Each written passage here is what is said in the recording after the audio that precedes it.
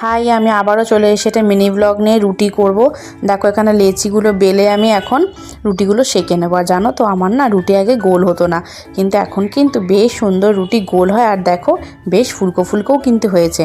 শীতকালে কিন্তু এরকম গরম রুটি খেতে দারুণ লাগে। এই যে আমার রুটি করা হয়ে গেছে, আর এই কাপড়টা দিয়ে চেপে রাখলে না রুটিগুলো অনেকক্ষণ পর্যন্ত গরম থাকে।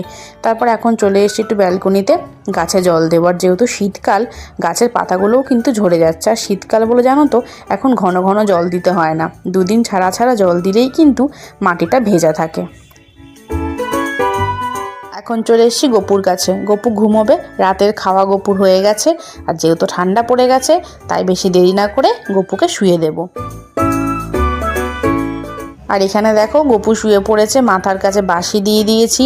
আর জল খাওয়ার জন্য গ্লাসে একটু জলও দিয়ে আমি জলটা ঢেকে দিচ্ছি। সবাই কিন্তু মনে করে রাধে রাধে বলে যেও। রাধে রাধে বন্ধুরা।